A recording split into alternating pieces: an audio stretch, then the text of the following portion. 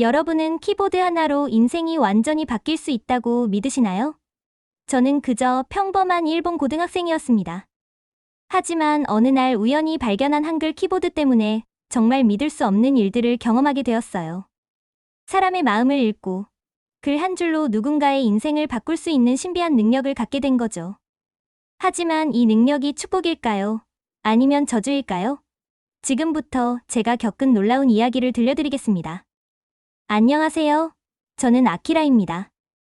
도쿄의 한 고등학교에서 2학년 생활을 하고 있어요. 그날은 평범한 화요일 점심시간이었습니다. 절친 다이키와 함께 도시락을 먹고 있는데 다이키가 한숨을 푹푹 쉬고 있었어요. 아키라야, 정말 답답해 죽겠다. 일본어 입력이 왜 이렇게 번거로울까? 로마자를 치고 히라가나로 변환하고 다시 한자를 선택하는 과정이 정말 번거로웠거든요. 그때 옆 테이블의 유리가 뭔가 신기한 키보드로 엄청난 속도로 타이핑하고 있었어요. 유리야, 그게 뭐야? 아, 이거요? 한글 키보드예요.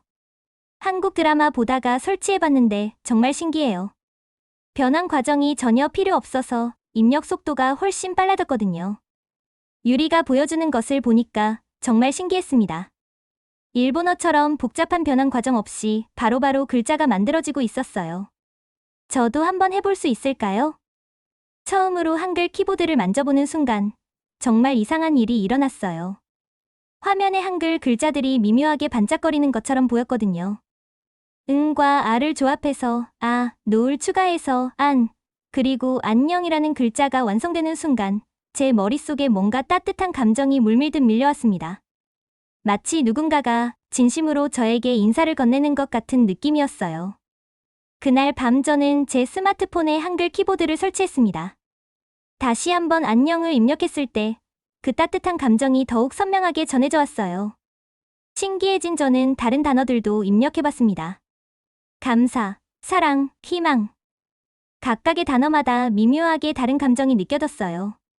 다음 날 학교에서 우연히 1학년 후배 미유가 계단 모퉁이에서 울고 있는 모습을 발견했습니다. 저는 스마트폰에 한글로 짧은 글을 썼어요. 괜찮아요. 힘든 일이 있어도 다 지나갈 거예요.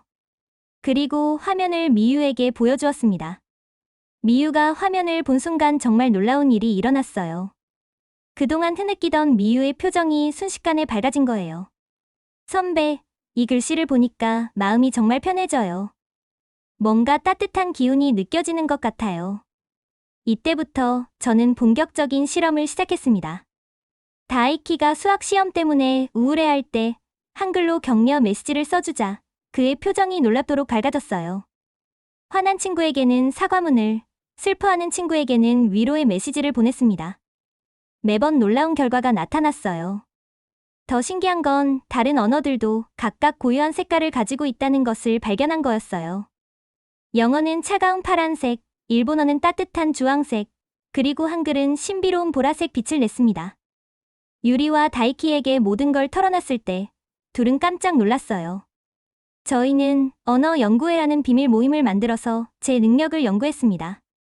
실험을 거듭할수록 제 능력은 점점 강해졌어요. 처음에는 단순히 기분을 좋게 만드는 정도였는데 이제는 더 깊은 감정까지 영향을 줄 수 있게 되었습니다. 학교에서 따돌림 당하는 나나코를 도와주고 진로 고민하는 선배들을 위로해주면서 저는 점점 치유자로 불리게 되었어요. 하지만 제 능력이 소문나면서 예상치 못한 관심을 받기 시작했습니다. 학교 상담교사인 야마다 선생님이 저를 불러서 말씀하셨어요. 아키라 군, 이런 능력을 더 많은 사람들을 위해 활용해보는 건 어떨까? 정식으로 연구하고 발전시키면 정말 대단한 일을 할 수 있을 것 같은데. 그 말을 듣는 순간 저는 묘한 불편함을 느꼈습니다. 제 능력이 도구가 되는 것 같은 느낌이었거든요. 더 큰 문제는 제 능력이 점점 강해지면서 예상치 못한 부작용들이 나타나기 시작한 거였어요. 이제 저는 한글로 글을 쓰지 않아도 사람들의 마음을 읽을 수 있게 되었습니다. 어느 날 교실에서 갑자기 모든 그부들의 감정이 한꺼번에 머릿속으로 흘러들어왔어요. 너무 갑작스럽고 강렬해서 저는 책상에 머리를 박고 신음을 내뱉었습니다. 그때부터 저는 사람들과 거리를 두기 시작했습니다. 하지만 역설적으로 저를 찾는 사람들은 더 늘어났어요. 제 능력을 사용할 때마다 점점 더 많은 에너지가 소모되었고, 마치 제 생명력이 조금씩 빠져나가는 것 같았습니다. 일주일 후, 교육청에서 온사이토 씨와 스즈키 씨가 저를 만나러 왔어요. 아키라 군, 특별 연구 프로그램에 참여해서 내 능력을 더 체계적으로 발전시켜보는 건 어떨까? 이런 능력을 혼자만 가지고 있는 건 이기적인 일이 아닐까? 사이토 씨의 말은 저에게 큰 충격을 주었어요. 정말로 제가 이기적인 걸까요? 하지만 가장 힘든 건 친구들과의 관계였어요. 어느 날 유리와 다이키와 함께 있을 때 갑자기 두 친구의 속마음이 들려왔어요. 다이키는 요즘 아키라가 예전 같지 않아라고 생각하고 있었고, 유리는 아키라가 내 마음을 읽고 있는 걸까? 라고 불안해하고 있었습니다. 며칠 후 더 심각한 일이 벌어졌어요. 유리가 혼자 있는 모습을 보고 저는 무심코 그녀의 비밀 고민을 언급해버렸습니다. 유리야, 미술부 선배와의 일 때문에 고민이 많구나. 유리의 얼굴이 창백해졌어요. 어떻게 그걸 알아?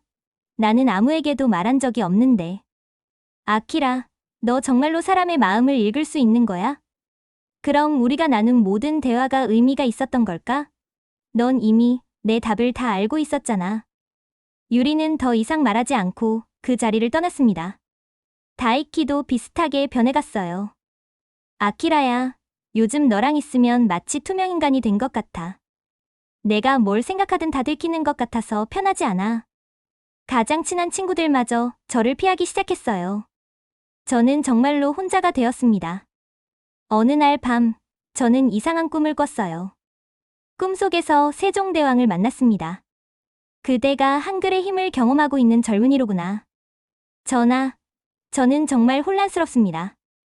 이 능력이 저에게 축복인지 저주인지 모르겠어요. 한글을 만들 때 나의 마음을 아는가? 나는 백성들이 자신의 마음을 자유롭게 표현할 수 있기를 바랐다. 하지만 그것이 남의 마음을 읽기 위함이 아니었다. 한글의 진정한 힘은 마법이 아니라 사람을 사랑하는 마음에서 나온 것이다. 진정한 소통은 상대방의 마음을 읽는 것이 아니라 상대방을 이해하려는 진심에서 시작된다. 꿈에서 깨어난 저는 깨달았습니다. 제 능력은 한글 자체에서 나온 것이 아니라 다른 사람을 진심으로 이해하고 도와주려는 제 마음에서 나온 것이었어요. 한글은 단지 그 마음을 표현하는 도구였을 뿐이었습니다. 처음에는 상대방의 마음을 헤아리려고 노력했는데 능력이 강해지면서 그냥 읽어버리게 되었어요. 진짜 대화 대신 일방적인 마음 읽기가 되어버린 거죠. 다음 날 저는 중요한 결심을 했습니다. 더 이상 능력에 의존하지 않기로 한 거예요. 교육청의 제안도 거절하고 제 능력을 완전히 포기하기로 했습니다. 그날 저녁 저는 스마트폰에서 한글 키보드를 삭제했습니다. 다음 날 저는 새로운 마음으로 학교에 갔습니다. 첫 번째로 해야 할 일은 유리와 다이키에게 진심으로 사과하는 것이었어요. 점심시간에 유리에게 다가가서 모든 것을 털어놨습니다. 제 능력이 어떻게 시작되었는지, 왜 점점 힘들어졌는지, 그리고 결국 그 능력을 포기하기로 결심한 이유까지 말이에요. 유리야, 정말 미안해. 내 마음을 읽는다는 것이 얼마나 불쾌하고 무서웠을지 이제야 알겠어. 처음에는 정말 무서웠어. 하지만 지금 아키라의 말을 들어보니 내가 얼마나 힘들었는지도 알겠어. 그런데 정말로 더 이상 마음을 읽을 수 없는 거야? 응, 한글 키보드도 삭제했어. 이제는 정말 평범한 고등학생이야. 그럼 지금 내가 뭘 생각하는지 모르겠네. 전혀 모르겠어. 그래서 직접 물어볼게. 지금 기분이 어때? 그리고 우리 다시 친구가 될 수 있을까? 유리는 잠시 생각하더니 말했습니다. 시간이 좀 필요할 것 같아. 하지만 다시 시작해볼 수는 있을 것 같아. 다이키와의 화해는 더 빨랐어요. 그는 제가 사과하자마자 선뜻 용서해 주었습니다. 며칠 후 저희는 다시 함께 점심을 먹게 되었어요. 가장 큰 변화는 대화의 질이었어요. 이제는 정말로 서로의 이야기를 주고받을 수 있게 되었습니다. 아키라야, 요즘 수학이 너무 어려워서 고민이야. 다이키가 고민을 털어놓았을 때 저는 그의 마음을 읽는 대신 진심으로 들어주었어요. 어떤 부분이 제일 어려워? 함께 공부해볼까? 저를 찾아오는 다른 학생들에게는 솔직하게 말했습니다. 미안해. 이제는 그런 특별한 글을 쓸 수 없어. 하지만 대신 내 이야기를 진심으로 들어줄 수는 있어. 나나코도 여전히 저를 찾아왔어요. 선배, 이제 그 특별한 글은 쓸 수 없다고 들었어요. 하지만 그래도 선배와 이야기하고 싶어요. 저는 나나코와 긴 대화를 나누었습니다. 능력 없이 그냥 한 명의 선배로서 후배의 고민을 들어주었어요. 마법 같은 효과는 없었지만 나나코는 만족스러워했습니다. 선배와 이야기하니까 마음이 좀 편해져요. 예전에 그 신기한 느낌은 없지만 이것도 나쁘지 않아요. 이런 경험들을 통해 저는 깨달았습니다. 진정한 도움은 마법 같은 능력에서 나오는 게 아니라 상대방을 진심으로 생각하는 마음에서 나온다는 걸 말이에요. 몇 주가 지난 후 저는 다시 한글 키보드를 설치해봤습니다. 이번에는 능력에 의존하기 위해서가 아니라 정말로 한글이라는 문자가 좋아져서였어요. 안녕하세요. 저는 아키라입니다. 이번에는 보라색 빛도 보이지 않았고 특별한 감정도 느껴지지 않았습니다. 그냥 평범한 문자일 뿐이었어요. 하지만 이상하게도 마음이 편안했습니다. 그날 저는 유리와 다이키에게 한글로 메시지를 보냈습니다. 고마워요. 다시 친구가 되어주어서. 두 친구는 금세 답장을 보내왔어요. 우리가 고맙지. 진짜 아키라가 돌아와서. 그 메시지를 읽으면서 저는 깨달았습니다. 언어의 진짜 마법은 특별한 능력이 아니라 서로를 이해하려는 진심이라는 걸 말이에요. 지금 저는 예전처럼 사람들의 마음을 읽을 수는 없습니다. 하지만 그 대신 진정한 소통이 무엇인지 알게 되었어요. 상대방의 말에 귀 기울이고 함께 고민하고 때로는 오해하지만 그것을 풀어나가는 과정. 이것이 바로 진짜 소통이었습니다. 한글은 여전히 제게 특별한 문자예요. 하지만 이제는 마법 때문이 아니라 이 문자를 통해 진정한 소통의 의미를 배웠기 때문입니다.